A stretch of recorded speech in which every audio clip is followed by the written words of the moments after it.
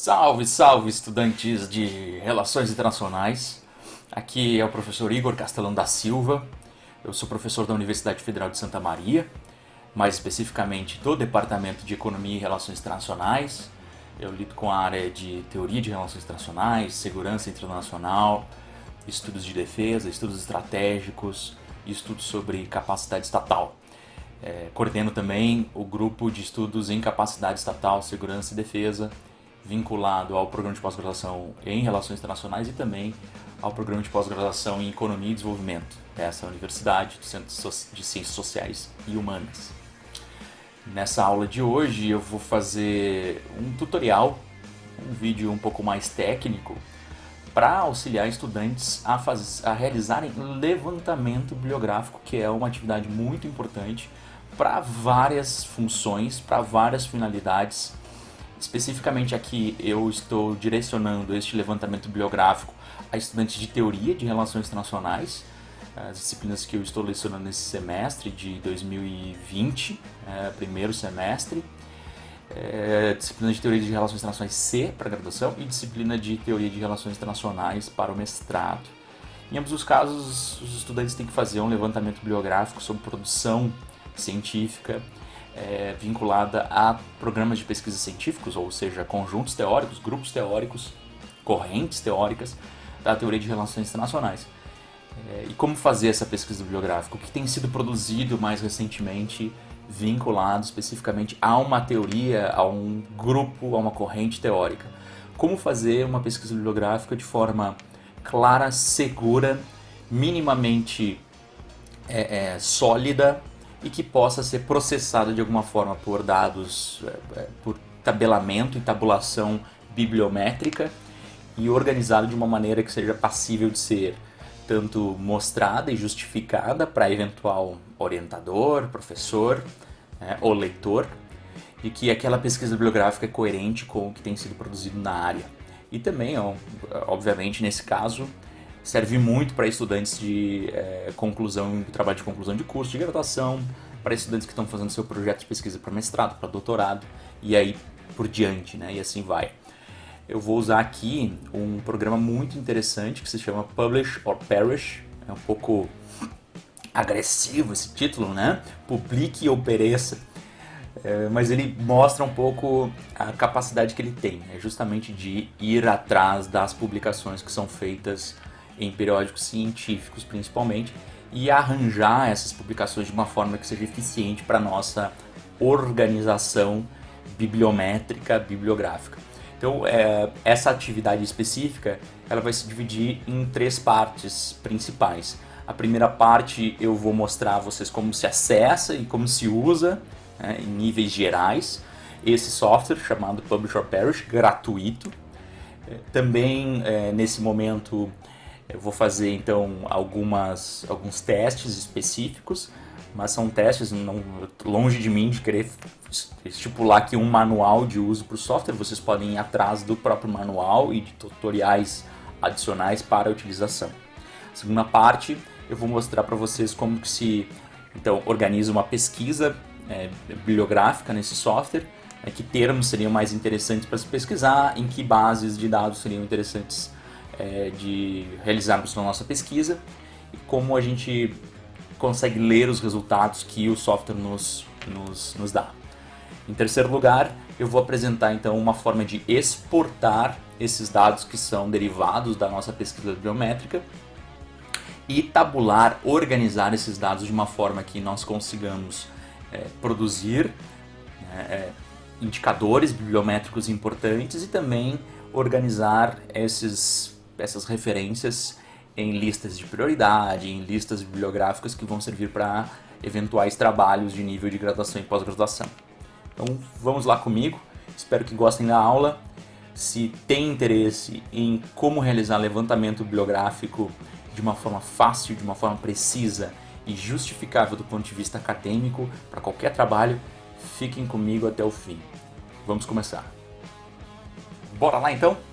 Vamos para a primeira parte do vídeo, que trata do acesso e uso do software. É o seguinte, o software ele é este aqui, chamado Publish or Perish,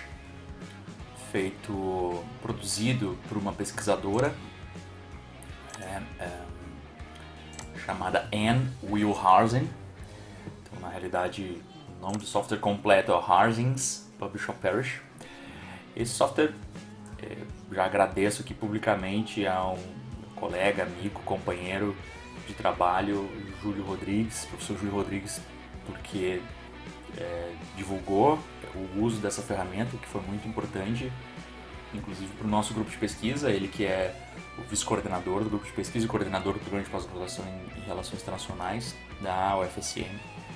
Isso seria muito importante aqui para as nossas atividades, além dos outros bancos de dados que são passíveis de serem acessados, que são muito importantes também para qualquer pesquisa bibliográfica e bibliométrica. A gente às vezes não tem muito costume de utilizar esses bancos de dados, sobretudo na área de ciências humanas e sociais no Brasil, mas eles são muito importantes para a gente conseguir perceber o que tem sido produzido com alto fator de impacto e como que nossa inserção acadêmica tem se dado neste lastro de produção científica com alto impacto. Especificamente aqui sobre o software, tá? Para a gente conseguir ter acesso a ele, eu já vou explicar o uso mais básico dele. Nós podemos colocar a ferramenta de pesquisa, Publish or Perish, e logo abrirá então esse site. Esse site é o site produzido pela Harzen, né, a harzen.com. Ele vai falar aqui já na entrada que os tipos de uso, eles chamam o próprio Publish or Perish de um canivete suíço, porque você pode utilizar para especificamente apresentar pesquisar ou avaliar o seu fator de impacto da sua própria pesquisa, mesmo se você tiver poucas citações, decidir eventualmente para qual jornal submeter o seu trabalho para verificar então a qualidade do jornal, o fator de impacto do jornal, se os papers que são publicados nesse jornal são relacionados, têm aderência ao que você está produzindo, se preparar para uma entrevista de emprego na área científica, na área acadêmica, realizar uma revisão da literatura, fazer uma pesquisa bibliométrica, fazer eventualmente um obituário de algum autor ou uma autora que morreu e que precisa ser realizado algum tipo de menção ou de um artigo de revisão da sua literatura. E aqui uma brincadeira, né? Antes de você encontrar o seu herói, a sua heroína acadêmica, você pode fazer o seu dever de casa e verificar o que aquela pessoa produziu, tem produzido e o que tem tido mais impacto, né, do ponto de vista de acesso, citações, etc. Bueno, então aqui vocês podem encontrar tanto o próprio link para download do site, do software, também algumas explicações, né, a forma de citação, alguns recursos de treinamento especificamente, então acho que vale muito a pena vocês irem atrás, algumas análises de tipo de fator de, por exemplo, índice H, que o próprio Publish or Perish utiliza, mas aqui no nosso objetivo específico, né, limitado dessa aula, nós vamos simplesmente baixar esse software. Vocês vão ver que ele é muito leve, é um programa gratuito, e além disso muito leve para o computador, é um programa super simples, plataforma simples. Então algumas questões, 1,5 megabytes, muito pequeno, cabe até naqueles disquetes antigos, né? Acho que era 1,4 se não me engano, tá? Ou 3,4, corrige aí. Aqui então vocês vão instalar uma instalação normal, vocês vão simplesmente baixar e instalar o software e vai aparecer isto aqui para você. Eu sei que em alguns outros computadores que a gente utiliza no nosso grupo de pesquisa, o layout e os campos de busca estão um pouco diferentes, talvez seja uma versão do software. A gente não conseguiu ainda entender por que em alguns computadores a forma de busca fica um pouco mais detalhada do que essa que eu vou mostrar para vocês, que está no meu computador portátil, aqui no notebook. Aqui, então, quando vocês vão fazer uma pesquisa, vocês têm a opção de realizar pesquisa em algumas bases de dados, que são bases de dados muito reconhecidas, muito importantes, que são as principais bases de dados científicas internacionais, como o Scopus e o Web of Science. O Web of Science um pouco mais restrito, o próprio acesso, o Scopus um pouco mais amplo e aberto, incluindo inclusive, né, resumos e tal dos textos. O Web of Science é uma plataforma muito mais voltada à pesquisa bibliométrica, mas ambos produzem indicadores vinculados à citação, né, e fator de impacto da produção e dos autores. Os dois têm um ID, né, para cada pesquisador, para o autor. Se não me engano, é o Web of Science que tem o Research ID e o Scopus o Author ID. Mas dá para pesquisar. Inclusive, vale a pena ir atrás. Eu acho que tem vou voltar aqui um pouquinho. Tem alguns guias específicos da própria CAPES, né, da Coordenação de Aperfeiçoamento de Pessoal de Ensino Superior, né, de nível superior no Brasil, que você consegue ter guia de uso especificamente do Web of Science e do Scopus. Então vale a pena vocês verificarem esse guia de uso de cada um desses sites, né, dessas plataformas de referenciação bibliográfica. Especificamente tem alguns sites na internet que conseguem também mostrar para vocês diferenças entre cada uma das plataformas, né? Eu sugiro que vão atrás. Esse aqui é especificamente de uma universidade, a Universidade de Aveiro, se não me engano, que mostra. São coisas bem simples. Procurei nos primeiros resultados do Google aqui, comparação entre, né, a distribuição de papers. E aí eles são basicamente indexadores de revistas científicas que tem que ter um critério mínimo para serem cadastradas nesses bancos de dados. E alguns desses indicadores, desses indexadores, eles são mais vinculados a áreas de ciências exatas, de ciências naturais.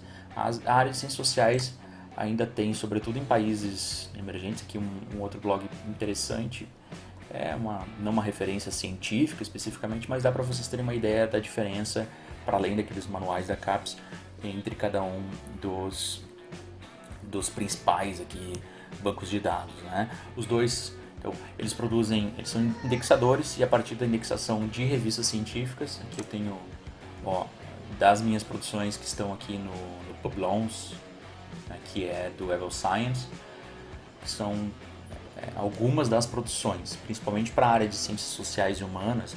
As produções são subreferenciadas tanto no Web of Science quanto no Scopus. Então os índices de impacto que eles produzem, né, os indicadores de impacto, deixa eu tentar aqui, especificamente no Web of Science ele tem o JCR, Journal Citation Reports, e no Scopus o SJR, a Simago Journal and Country Rank, que vocês conseguem verificar especificamente índices específicos de fator de impacto para revistas e também, por consequência, para autores, né, para periódicos científicos e para autores. Então, não é uma aula especificamente sobre essas bases de dados, é só para mostrar para vocês, então, que é especificamente uma subplataforma dentro do Web of Science, que peguei um artigo meu aqui que vai mostrar citações no Twitter, no Facebook, quando que ocorreu. Isso aqui é muito interessante para ter um lastro específico sobre a produção científica e aí verificar o que tem sido feito, né? Qual é o problema dessas plataformas? Essas plataformas elas lidam muito com revistas altamente internacionalizadas. Então, há várias revistas que a gente publica, principalmente em países em desenvolvimento, ou melhor, em países que não publicam geralmente com língua inglesa, que tem uma produção consistente na língua natural não inglesa. Muitas vezes o que é produzido aqui por esses autores não é indexado em nenhuma dessas plataformas, e isso vai gerar uma subnotificação dos artigos que são produzidos por esses autores. E, portanto, na hora da gente fazer qualquer tipo de processamento, de tentar encontrar número de citações, número de produções sobre tal termo ou tal autor, isso vai estar subdiagnosticado nessas plataformas.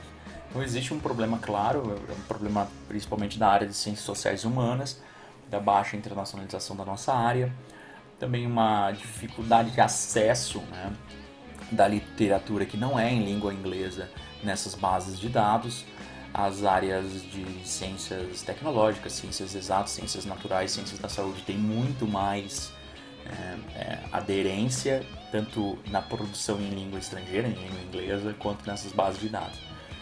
Então, portanto, se a gente for fazer uma pesquisa, por exemplo, em inglês, ou melhor, em português, sobre teoria de relações internacionais, em qualquer uma dessas bases de dados, o nosso resultado vai ser subnotificado, né? Vai haver uma subnotificação do que realmente foi produzido. Além disso, algumas revistas também têm acesso, têm produção externa, né, com referenciação por autores dessas revistas não indexadas nas bases de dados centrais, e que aí você não tem uma noção clara de quantas citações tem em tais artigos, se esses artigos, mesmo sendo em revistas altamente com alto fator de impacto, se eles foram citados em revistas não indexadas. Então é um problema claro de abrangência desses bancos de dados, que na nossa área é bem importante. Então, o Publisher Parity aqui, eu sugeriria, quando vocês forem usar, e se vocês forem usar na hora de utilizar Scopus, Web of Science, além disso vocês precisam, assim, do Web of Science vocês precisam de um acesso externo, acesso institucional, do Scopus vocês precisam de um login. Eu não sugiro vocês usarem este software aqui para fazerem a pesquisa no Scopus ou Web of Science, a não ser que vocês queiram fazer uma comparação entre essas duas plataformas aí, para questões bibliométricas mais específicas, comparativas. Senão vocês podem ir direto nessas plataformas a ferramentas de busca muito já desenvolvidas e consolidadas. Não há necessidade de utilizar o software da Harvard. Para que é bom realmente, me parece, o software da Harvard? Primeiro, porque ele pode trabalhar com o Google Scholar. O Google Scholar ele democratizou muito mais a capacidade de a gente investigar produção científica e citação da nossa produção científica. Então, se você vai lá botar o meu nome, o seu nome, o nome de autoria de algum pesquisador de um país em desenvolvimento qualquer, mas pode ser também de países desenvolvidos, no Scopus, e fazer uma pesquisa no Google Scholar, vocês vão ver a discrepância que há entre essas duas plataformas, principalmente no caso de autores de países em desenvolvimento. Então, como muitas revistas não são indexadas naquelas plataformas centrais, há muito mais notificação de citação e busca de artigos científicos no Google Scholar. Então eu geralmente coloco os estudantes para trabalharem bastante com o Google Scholar, embora haja também alguns problemas na hora de coleta de dados ali, duplicação, algumas fontes são coletadas de maneira não verificada, então você tem artigos de revistas que não estão nem qualizadas, né? Não estão nem listadas no Qualis, CAPES e tal.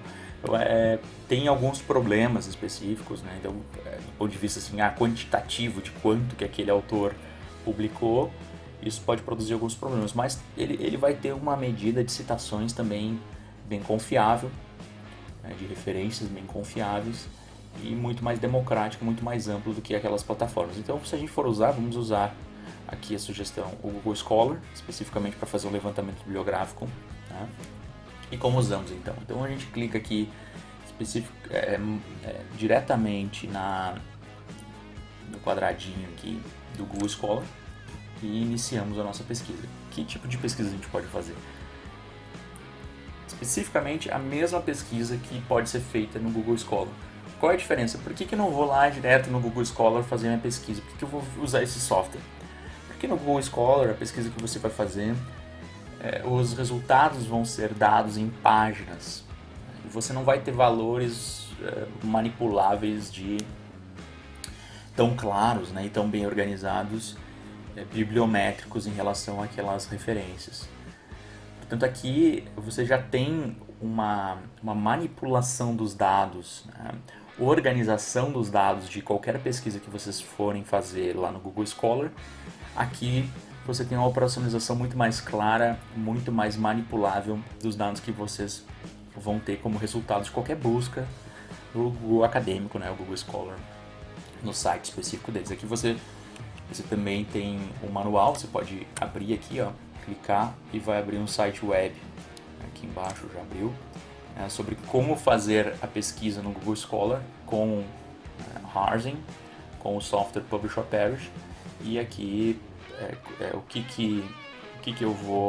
como que eu vou fazer uma pesquisa de keywords, né? Or, and, not, qualquer uma das palavras, todas as palavras, nenhuma das palavras, a frase exata. Isso aqui, inclusive, ó, é isso que aparece no Publish or Perish dos outros computadores que a gente tem, que é o Publish or Perish 6, que é muito bom. Mas aqui eles já têm outros sistemas, que são sistemas de uso de códigos para fazer aquele tipo de pesquisa mais específica aqui. Bueno, façamos o seguinte, ó, vamos fazer uma pesquisa no scholar.google.com.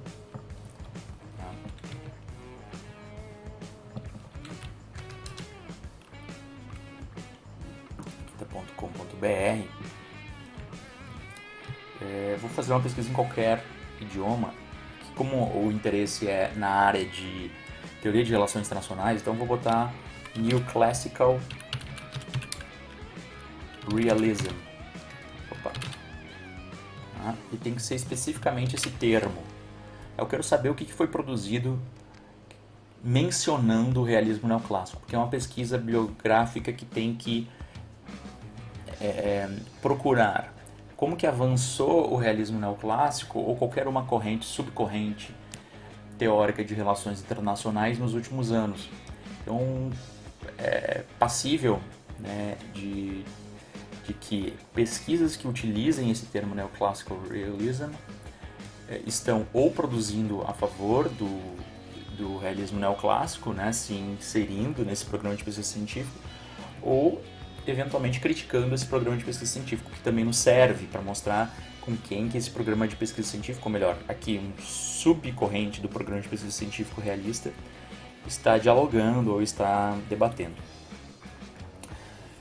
Podemos também aí fazer uma pesquisa em português, e eu acho que vale muito a pena para ver o status, o estágio desse desenvolvimento científico aqui no Brasil. Mas vamos fazer aqui uma pesquisa específica no Google Scholar, para vocês verem como é difícil de operacionalizar os nossos resultados. É claro, pode aparecer muito resultado do tipo manuais de teoria de relações internacionais, textos que sejam avaliativos, eu chamo de assessments, né? Textos que vão tentar averiguar, fazer uma avaliação daquela corrente teórica e não necessariamente produzir avanços, hipóteses, testes de hipóteses ou novas hipóteses sobre aquela teoria. Esses textos eu excluiria numa análise específica, né, que é o interesse aqui, sobre o avanço e a progressividade dessa corrente teórica nos termos do Henri Lacatz, objetivo específico dessas disciplinas de teoria de relações internacionais. Mas só para vocês terem uma ideia, se vocês estiverem fazendo uma outra pesquisa, também às vezes a gente vai ter que excluir alguns textos que não sejam especificamente de interesse exato daquela pesquisa bibliográfica, daquele levantamento bibliográfico, tá? Toquei aqui, olha como é que aparece, tá? Eu posso até classificar por relevância, por data, eu posso acessar esses artigos, mas percebam, ó, o número de páginas, eu vou até poder em algum momento aumentar, eu acho, o número de resultados por página, mas eu não tenho uma forma de... eu acho que tem uma forma de exportar esses dados, mas esses dados não são organizados por meio de citações, não são organizados por meio de índice H, citações por ano, e na realidade eu teria que ir página por página, pelo que eu estou acostumado a fazer, sempre fiz dessa forma, para tentar buscar essa literatura. Vamos ver se eu consigo... eu poderia até produzir alguma métrica específica. mas sempre de forma difícil de operacionalização. Vou fazer a mesma pesquisa lá no Publish or Perish, tá? E aí como é que aparece?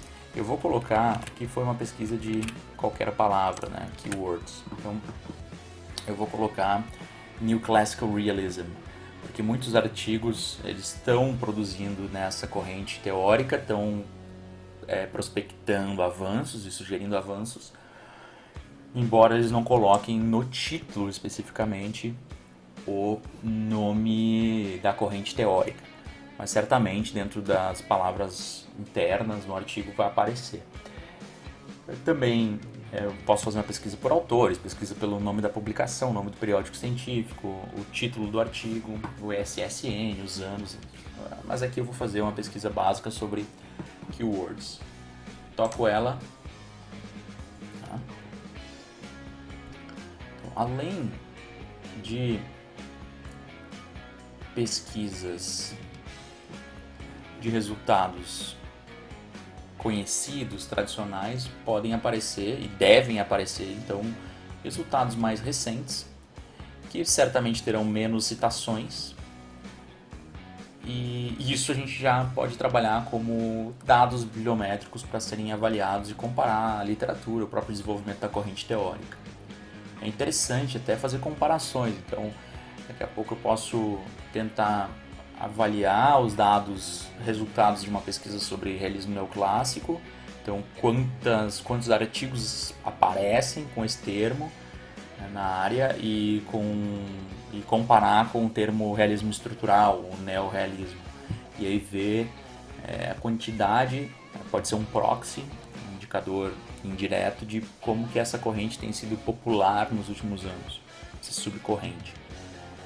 É uma forma de operacionalizar, vou mostrar para vocês também nessa terceira parte.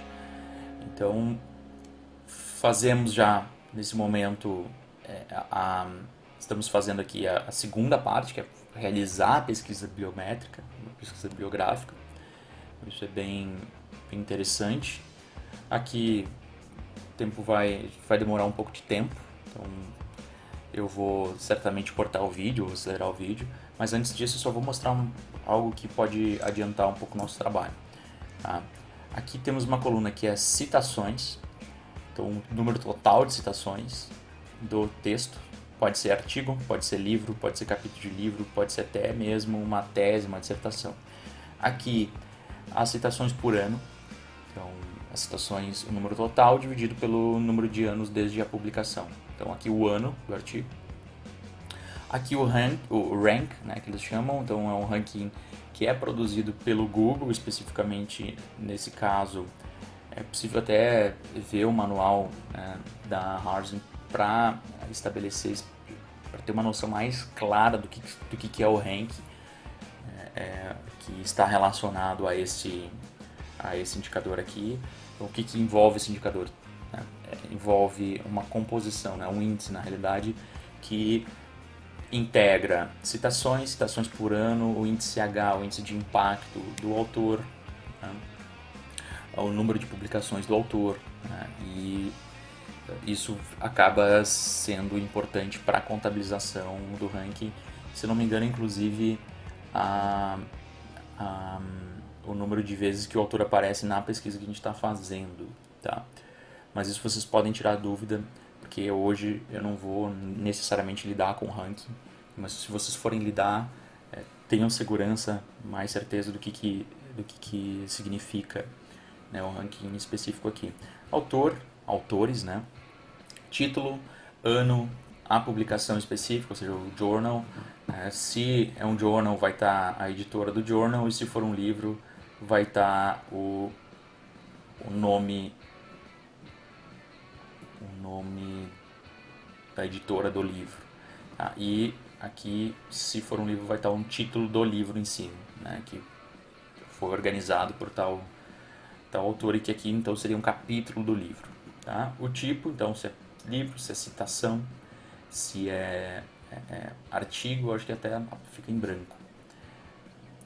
Então, isso vai ser importante na hora de estabelecer parâmetros para filtrar esses resultados. Citação, eu não tenho certeza se valeria a pena, por exemplo, utilizar para qualquer tipo de análise bibliométrica, apenas para análise bibliométrica de citações. Mas aí eu acho que a gente teria que direcionar um pouco mais para esse tipo de pesquisa, o que não é o objetivo daqui. O objetivo daqui é organizar listas bibliográficas, né? Levantamento bibliográfico em si, e não levantamento de impacto, ou cross-reference, né? Que é referências cruzadas. A gente posso fazer um vídeo sobre isso, mas específico para atividades de pesquisa, não para atividades de ensino. Bueno, eu vou cortar o vídeo agora e vocês vão ver que depois, então aqui, eu posso até cancelar a pesquisa, ela vai ficar aqui em cima, ó, com um xizinho. O que vai significar esse xizinho? Quer dizer que a pesquisa não foi concluída. Se eu deixar a pesquisa ir até o fim, essa pesquisa vai estar ainda no meu histórico, mas ela vai estar esse azulzinho aqui, posso simplesmente clicar em cima dela para ver o resultado dela ou refazê-la, né, nos termos atuais. Vou cortar agora o vídeo e a gente vai ver o resultado disso. Bueno, finalizamos aqui, mas Murphy's Law, a lei de Murphy, deu um erro específico, mas já estava bem no finalzinho. A pesquisa foi longa, demorou uns 20 minutos. Também tem a ver com o número máximo de resultados, que eu coloquei aqui como o desejado, a 1000, mas vocês podem reduzir esse número máximo. Diz aqui que houve um erro na processamento, mas na realidade já estava bem no finalzinho da pesquisa, então já tem o suficiente dos textos que tem mais citações, que é mais importante. E obviamente que quando vocês forem fazer efetivamente o trabalho de vocês, é importante que não dê erro e que vocês consigam fazer a pesquisa até o fim. Mas agora, como exemplo, não há problema. Eu vou tentar justamente realizar a pesquisa mesmo com esse erro. Tem muitas entradas, não vai ser problemático pra gente, como é apenas um exemplo. Até porque, assim, no final, ele vai começar a mostrar justamente textos que tem nenhuma citação. E que serão textos que eu sugeriria vocês descartarem, né, como um elemento relevante aqui para a pesquisa de vocês. Também uma outra sugestão que eu faria para vocês é realizarem uma pesquisa em português. Eu não vou fazer agora, porque o vídeo vai ficar muito longo, mas eu sugeriria que vocês realizassem também uma pesquisa em português para observar o que no Brasil está sendo feito sobre o tema, o conceito, a discussão que vocês estão necessitando procurar, necessitando encontrar um levantamento bibliográfico. Então, assim, antes da gente realizar a parte 3, eu só que seria a exportação e processamento desses dados, eu só queria mostrar para vocês o seguinte. Aqui, bem na esquerda, há uma métrica geral, uma métrica geral que vai mostrar o período temporal, o interstício da publicação, das publicações, então desde 1938 a 2020. Antes de 1990 parece estranho, porque essa teoria só foi popularizada justamente por esse texto aqui, do Gideon Rose, de 1998, com esse nome, né, o Classical Realism. Acho que fica complicado. Também poderia ser um threshold pra gente, né, um nível de corte pra gente começar a procurar textos. Mas então, depois a gente vai tentar observar quais são esses textos aqui, mais antigos.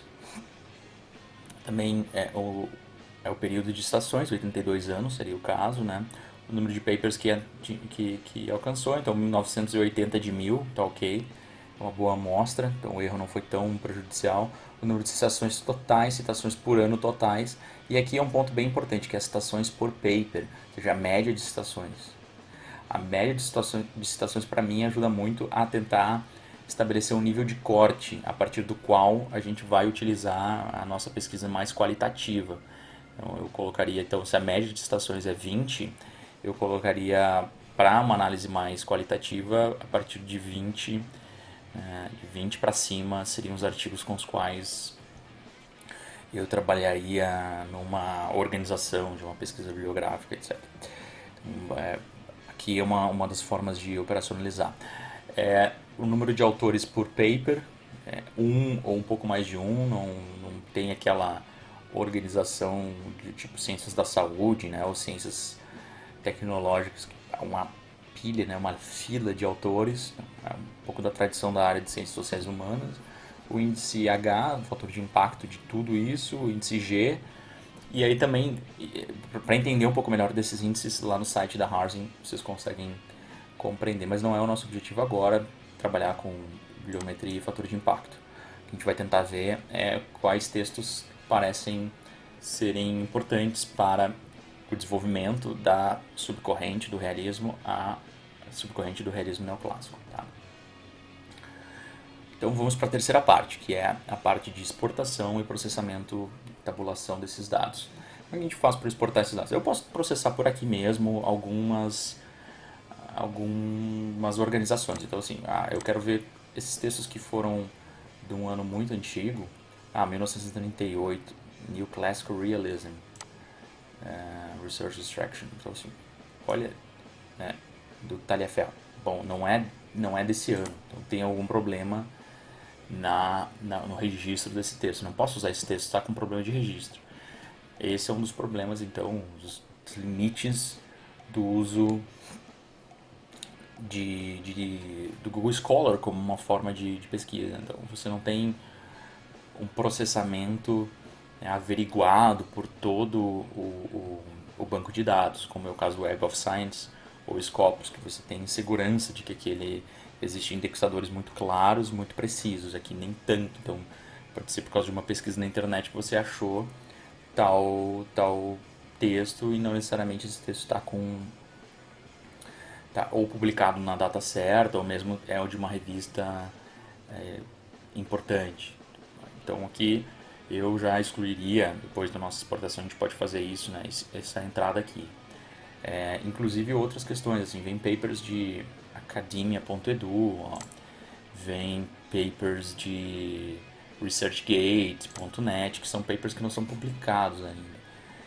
Outra forma que eu excluiria aqui alguns dos textos que estão colocados. Eu também excluiria citações, só para mostrar aqui como vocês podem já organizar os textos por aqui para ter uma ideia, né, básica do que apareceu, né, citações, né, ordenar por citações, ordenar citações por ano, ordenar pelo ranking, então qual é o texto mais importante no ranking, que compõe a relevância dos autores na pesquisa, citações por ano e citações. Então, obviamente, é o livro, né, do Steve Lobel, do Ripsman e do Taliaferro, que é New Classical Realism in the State and Foreign Policy. E também, segundo Gideon Rose, um dos mais citados aqui, né, da World Politics. Um livro e um artigo seminais no trabalho específico que a gente está procurando aqui. Então, não é distoante do que a gente conhece da literatura.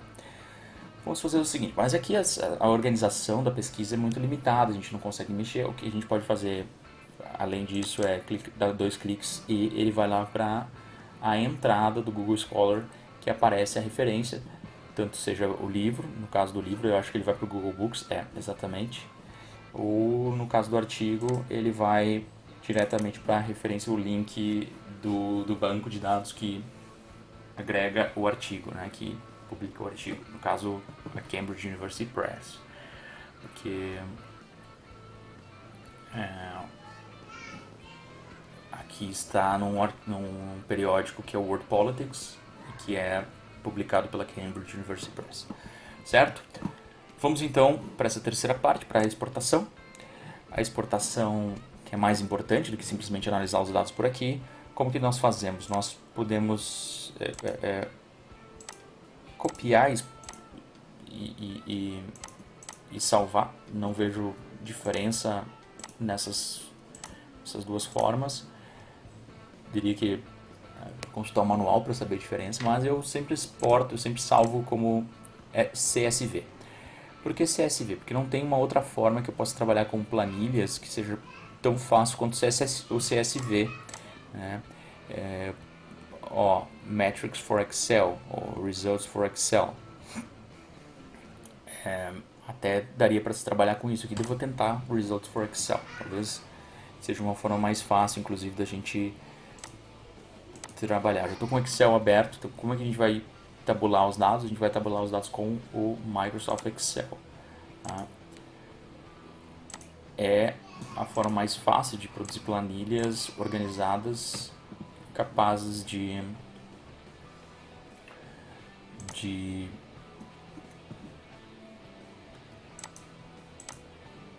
serem manipuladas por nós e tabuladas. Não funcionou, eu vou salvar como CSV. Agora sim, vou salvar como CSV, documentos, vou botar esse termo aqui, PopCit, citações, Neoclassical Realism. Se vocês forem fazer várias pesquisas e organizar uma mesma tabela com várias pesquisas bibliográficas, eu sugiro que vocês guardem os termos pelos quais vocês encontraram os resultados. Né? Isso é bem importante. Isso é bem relevante. Então, vou salvar e lá no Excel vou abrir esse CSV. O que é o CSV? É um arquivo simplificado. Olhando aqui a tela do computador. É um arquivo simplificado que organiza planilhas na forma de TXT, uma forma de textual, e essas planilhas textuais, vou abrir todos os arquivos, tá? Ele organiza a planilha justamente com alguns símbolos, substituindo essas células aqui do Excel por símbolos. Não é bem simples, a gente só tem que transformar justamente esse CSV que está com vírgula para diferenciar colunas. A gente tem que transformar essas vírgulas em colunas. Então é bem simples, vocês vão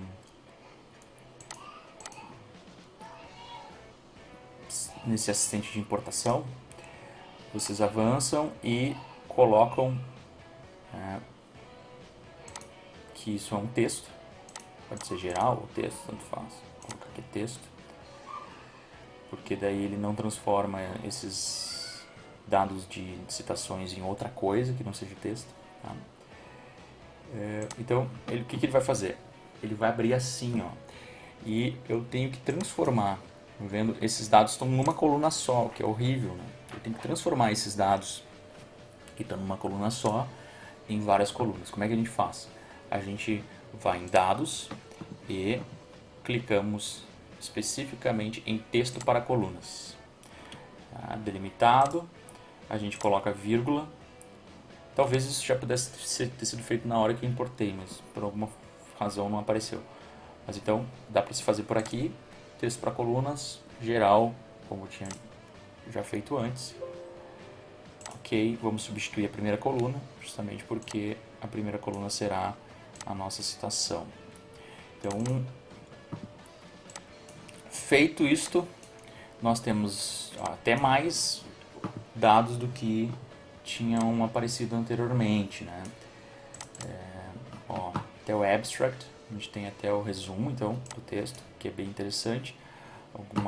Até citações por ano, citações por autor, a contagem do autor, quantas vezes aparece, então é por isso que a partir daí ele faz o rank, né? Então citações totais, autor, título, ano, etc. Então, como é que a gente pode organizar? E aí o Google Scholar Rank, a data de pesquisa. Eu adicionaria aqui, se a gente for utilizar mais pesquisas, né, com outros termos, mas juntar no mesmo Excel, eu colocaria também aqui uma coluna termo da pesquisa e ele colocaria Neoclassical Realism. Mas como não vai ser o caso, eu só vou mostrar um exemplo específico de que a gente pode fazer. Como a gente pode limpar isso aqui? Vamos pegar e estabelecer um filtro. Minha sugestão é que estabeleçamos um filtro. Tá? O que não tiver citação, né, eu já colocaria,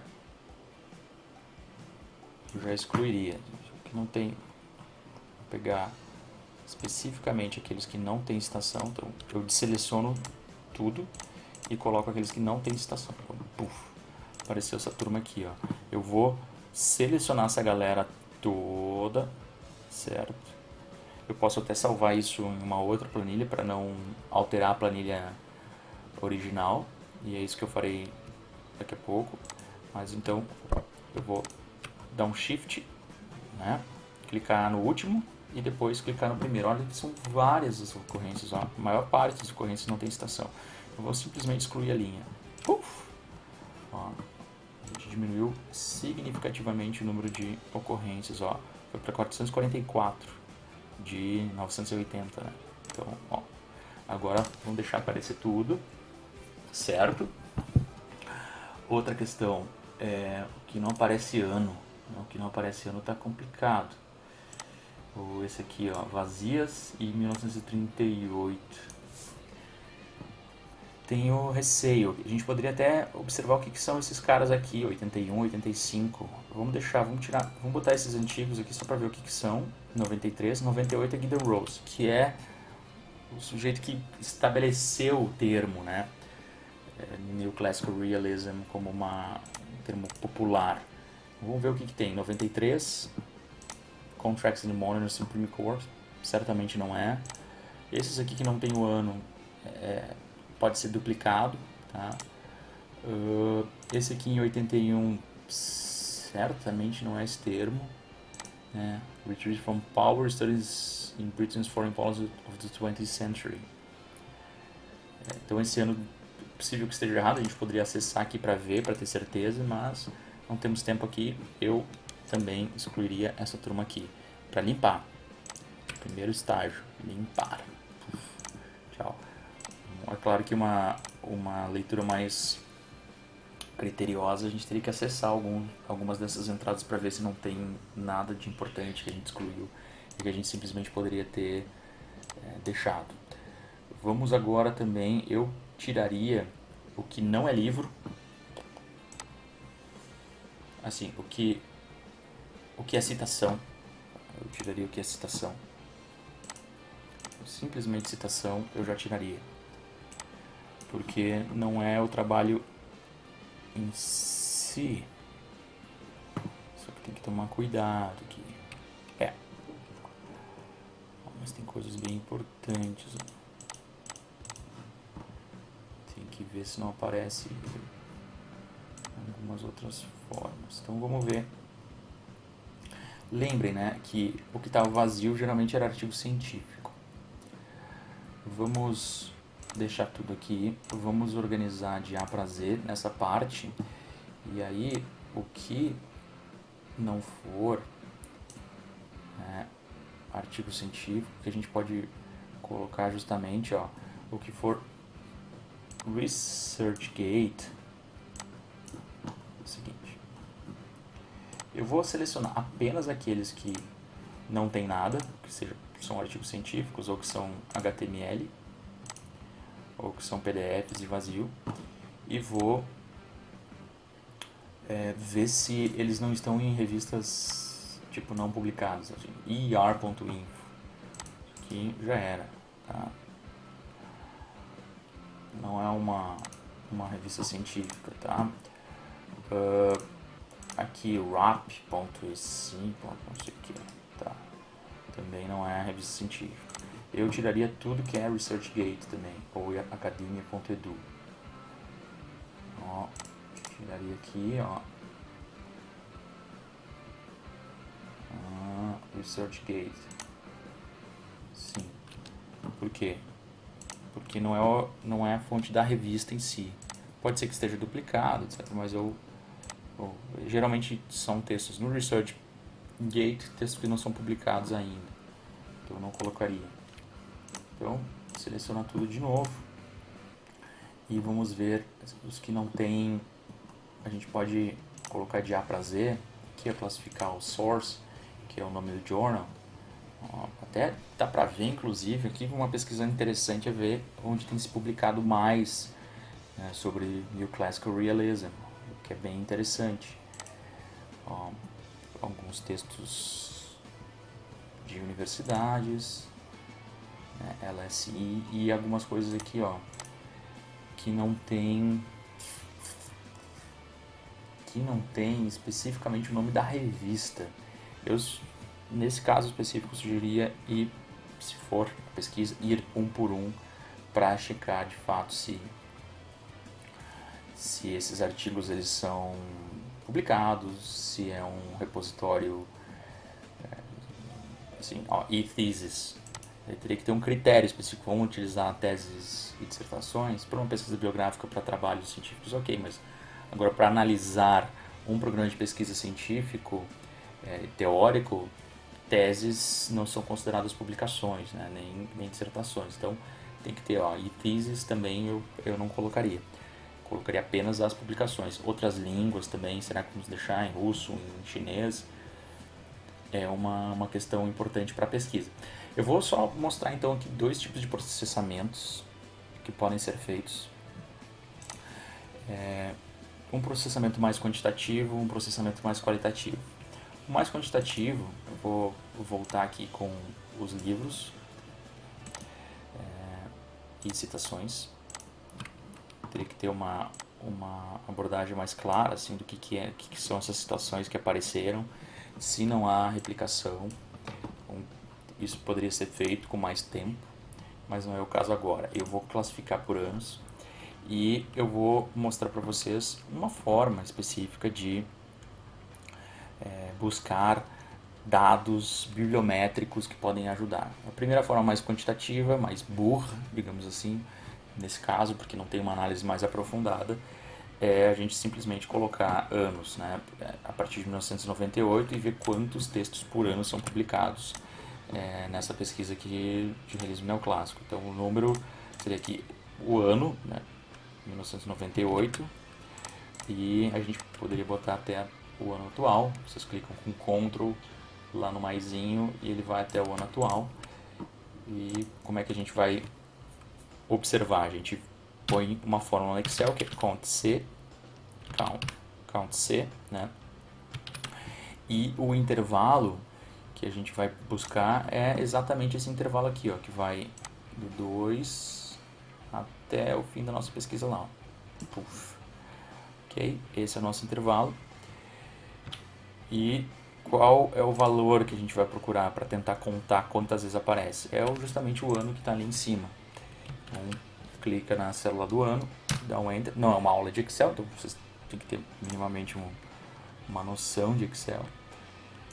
Mas aqui a gente já conseguiu ver. Então tem quantos naquele ano e tal. Eu vou dar um F4 para congelar aqueles dados lá e para que quando eu passe aqui para o lado, ele só mude a referência 2 aqui, né, que é os critérios e não o intervalo em si.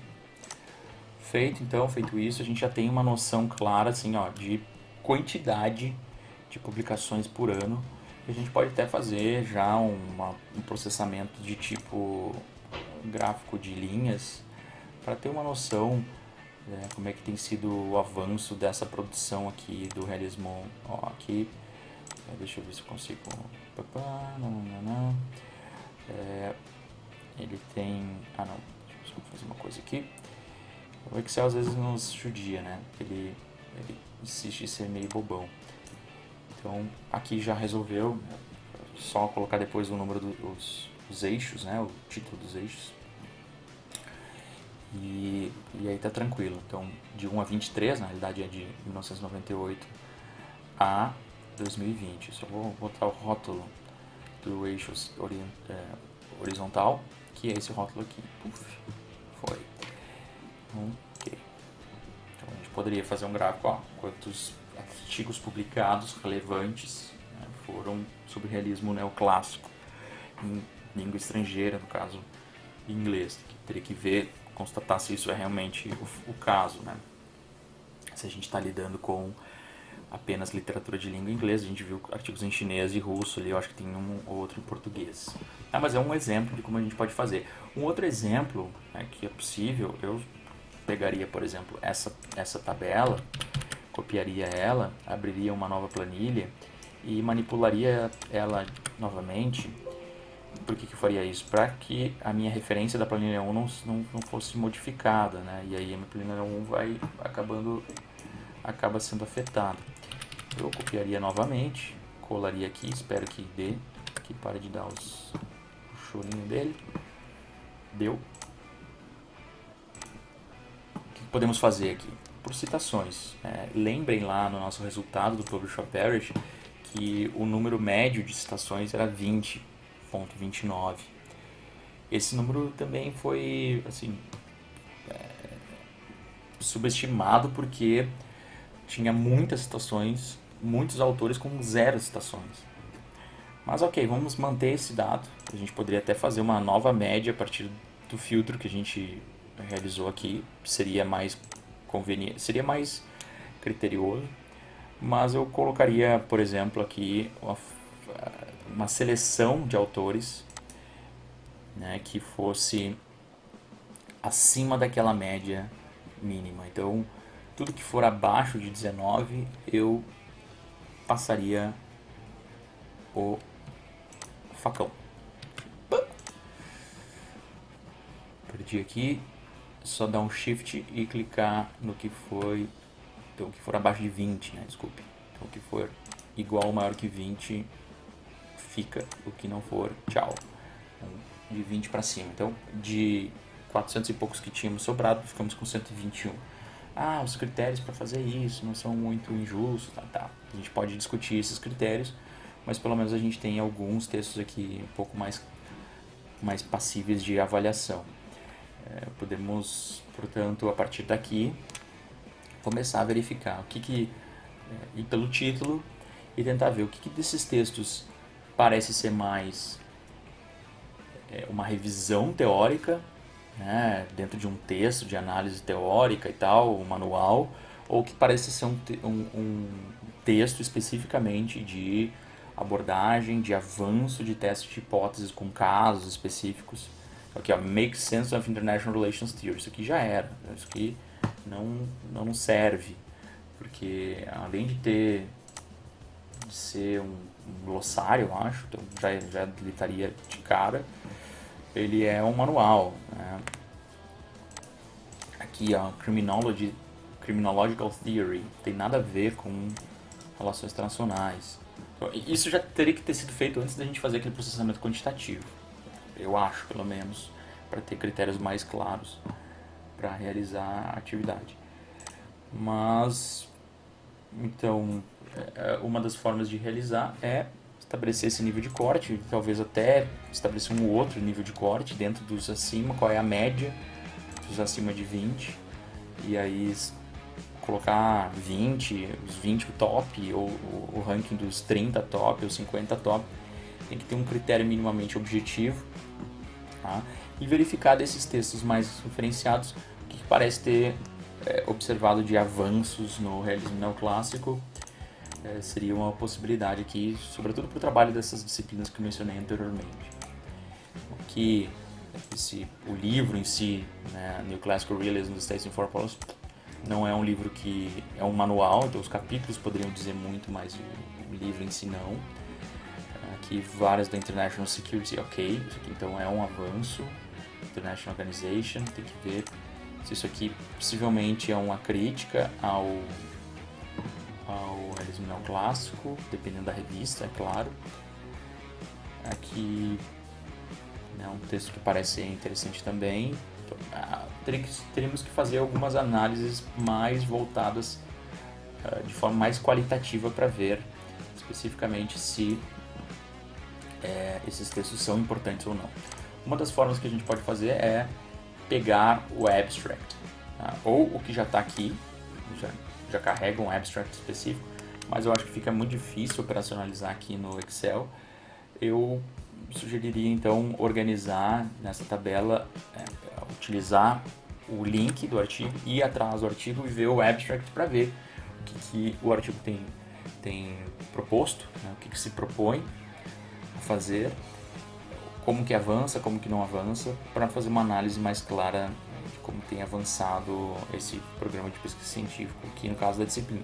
Se for uma pesquisa bibliográfica, lapso sensu, vocês podem já organizar de uma forma que ajude vocês a entender.